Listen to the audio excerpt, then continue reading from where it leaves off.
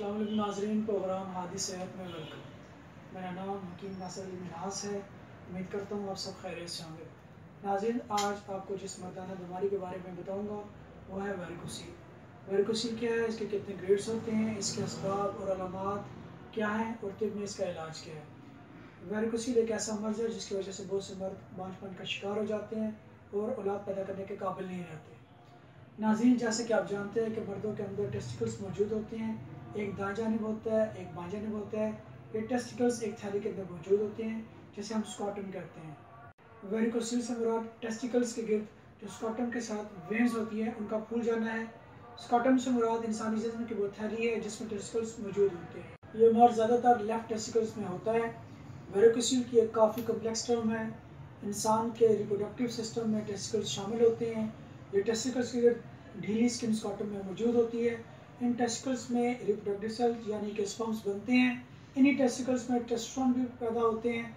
ये टेस्टोस्टेरोन अपने मसल्स की ताकत और सेक्सुअल कुव्वत के लिए इस्तेमाल होते हैं। स्क्रॉटम हमारे लिए इन टेस्टिकल्स को ठंडा रखते हैं जिससे हमारे स्पर्म्स की प्रोडक्शन के लिए टेम्परेचर मौजूद रहता है। हर स्क्रॉटम टेस्टिकल्स के अंदर स्पर्मेटिक कॉर्ड के जरिए लटके होते हैं और स्पर्मेटिक कॉर्ड के अंदर काफ़ी वेन्स होती हैं।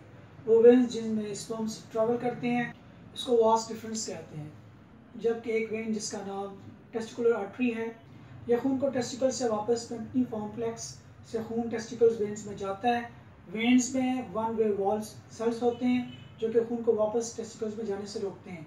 जब टेस्टिकल वेन्स में मौजूद ये वॉल्व डैमेज हो जाते हैं, ये काम सही तरह अंजाम नहीं दे पाते जिसकी वजह से खून वापस टेस्टिकल्स को जाना शुरू हो जाता है।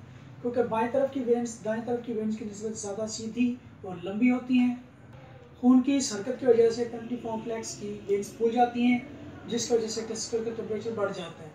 टेस्टिकल्स के लिए स्पर्म की प्रोडक्शन मुश्किल हो जाती है जो कि मर्दाना बांझपन का बाइस बनती है। स्पर्म के अलावा यह टेस्टोस्टेरोन की तादाद को भी कम कर देती है जिसकी वजह से आप कई सेक्सुअल मसाइल का शिकार हो जाते हैं। वेरिकोसील स्पर्म की तादाद और मिकदार दोनों पर असर करता है। टेस्टिकल्स को एक खास मकसद के तहत जिस्म से बाहर रखा गया है क्योंकि इंसानी जिस्म का दर्जा हरारत ज़्यादा होता है जबकि इसके मुकाबले में टेस्टिकल का दर्जा हरारत बाकी जिस्म से 1 से 2 सेंटीग्रेड कम होता है। नाज़रीन, आप बात करते हैं वेरिकोसील के ग्रेड्स के बारे में। वेरिकोसील के 5 ग्रेड्स होते हैं। सबसे पहले बात करते हैं ग्रेड 1 के बारे में। ग्रेड 1 वेरिकोसील में जोर लगाने पर टेस्टिकल्स में नसों के अंदर खून का दौरानिया रिवर्स नहीं होता। अगर लेटने या खड़े होने पर दोनों सूरतों में वेरिकोसील नज़र ना आए और ना ही मालिश को महसूस हो तो वो ग्रेड 1 वेरिकोसील है। ग्रेड 2 अगर लेटने पर वेरिकोसील महसूस नहीं होता और खड़े होने पर वेरिकोसील महसूस होता हो तो वो ग्रेड 2 है। ग्रेड 3 अगर लेटने और खड़े होने दोनों सूरतों में वेरिकोसील महसूस हो तो वो ग्रेड 3 है। अगर वेरिकोसील की वेन्स में सोजन है, अगर लेटने या खड़े होने पर दोनों सूरतों में वेरिकोसील की जो वेन्स हैं अगर इनका डायमीटर 2 mm से ऊपर है वो वेरिकोसील ग्रेड 3 या 4 है। अगर वेरिकोसील में जोर लगाने पर टेस्टिकल में नसों के अंदर खून का दौरानिया रिवर्स होता है तो ये हायर वेरिकोसील के ग्रेड 3 या 4 में चला जाता है।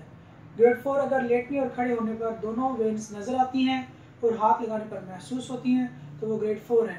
ग्रेड 5 अगर टेस्टिकल का साइज छोटा हो गया तो इसको ग्रेड 5 कहा जाता है। ऐसी किसी भी सूरत में फ़ौरन अपने स्पर्म का टेस्ट करवाएं या फिर टेस्टोस्टेरोन लेवल चेक करवाएं। वेरिकोसील की मंदरजा झेल अलामात हैं टेस्टिकल्स में दर्द होना, टेस्टिकल्स में चुभन का होना, टेस्टिकल्स की थैली के नज़दीक सोजन, स्क्रॉटम के अंदर वेन्स का फूल जाना, टेस्टिकल्स का सिकुड़ जाना।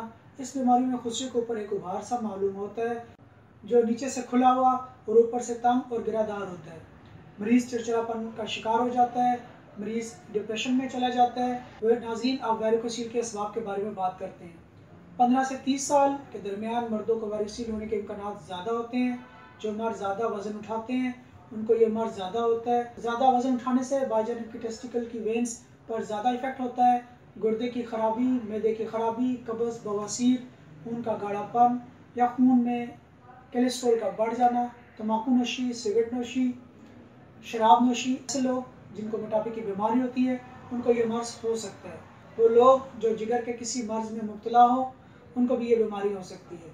नाज़रीन, वेरिकोसील की वजह से लो स्पर्म काउंट भी डेवलप हो जाता है। इस वजह से ओलिगोस्पर्मिया डेवलप हो सकता है और बाज़ औक़ात ऐसा भी होता है कि ज़ीरो स्पर्म काउंट यानी कि एज़ोस्पर्मिया भी डेवलप हो जाए। नाज़रीन, मैं आपको ये कहना चाहूँगा कि इनमें वेरिकोसील का तरीका इलाज नहायत मौसर और पुरअसर है जो कि वेरिकोसील को मुकम्मल ख़त्मा कर देता है। कुदरती तरीका इलाज ही ऐसा इलाज है जिसके रिजल्ट मुस्तकिल हैं। हाथ दवाखाना पर मेडिकल रिपोर्ट्स की मदद से मरीज़ में मर्ज़ की तशख़ीस की जाती है और मरीज़ में वेरिकोसील की नोयत को मालूम किया जाता है। हाथ दवाखाना पर बगैर ऑपरेशन वेरिकोसील का 100% इलाज मुमकिन है। हाथ दवाखाना पर वेरिकोसील के असल असबाब को नज़र रखकर इसका इलाज किया जाता है। वेरिकोसील के इलाज के बाद ओलिगोस्पर्मिया और नेक्रोस्पर्मिया की बीमारी से निजात हासिल हो जाती है। तो फिर आज ही हाथ दवाखाना पर तशरीफ़ लाएँ और मुकम्मल यकीन के साथ अपना इलाज करवाएँ। अल्लाह हाफ़िज़।